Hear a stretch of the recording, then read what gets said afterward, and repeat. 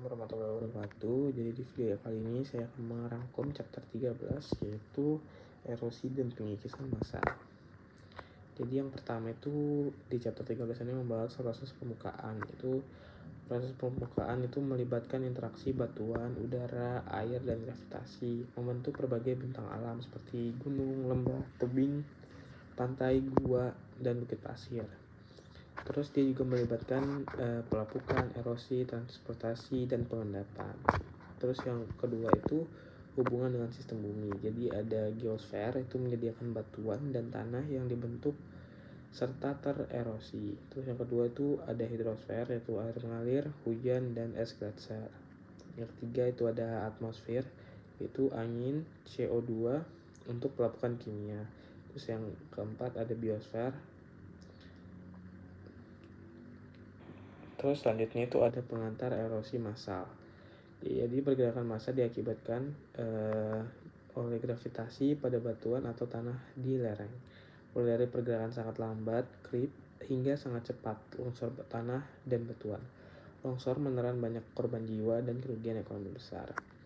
Terus kita masuk ke klasifikasi erosi massal. Dibedakan menjadi tiga kriteria, yaitu yang pertama itu kecepatan pergerakannya itu lambat, itu kurang dari 1 cm per tahun, atau cepat ratusan kilometer per jam. Contohnya itu di Uruguay, Peru.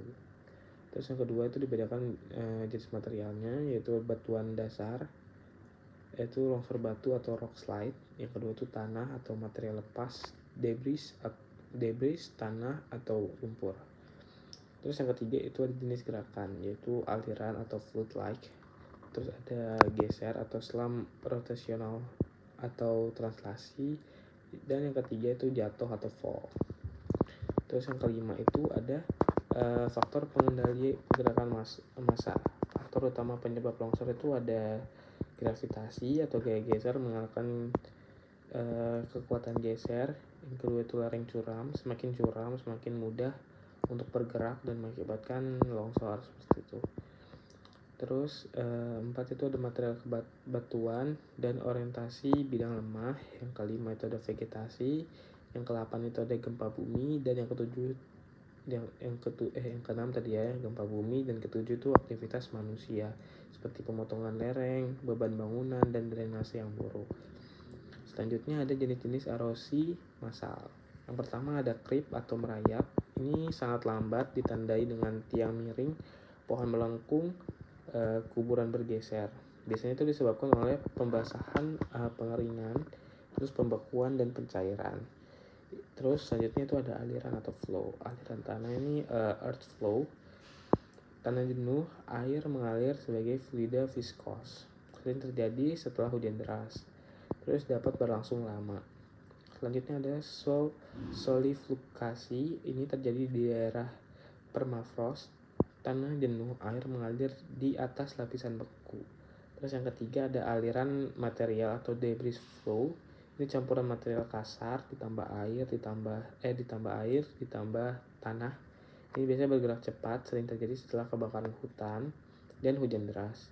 Terus yang keempat ada aliran lumpur atau mud flow, sangat berair, sering milkshake tebal, banyak terjadi di daerah kering dan gunung berapi.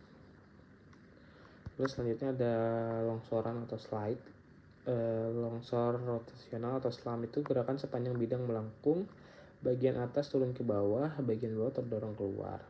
Yang kedua itu ada longsor translasi, gerakan pada bidang datar sejajar lereng. Selanjutnya ada jatuhan batu atau rockfall. Batu itu bebas dari tebing curam, sering menghasilkan tumpukan talus. Selanjutnya ada longsor batu atau rock slide. Massa batu besar bergeser sepanjang bidang lemah. Bisa berubah menjadi debris avalanche bila mencapai kecepatan tinggi.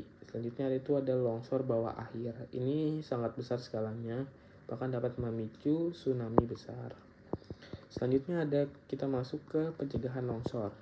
Yang pertama itu mencegah pergerakan tanah, seperti membuat drainase air di lereng, menghindari lereng terlalu curam, membuat terasering, menanam kembali vegetasi, tembok penahan, seperti itu. Terus ada mencegah longsor batu di jalan. Yang pertama itu menghindari potong lereng dengan bidang lemah sejajar jalan.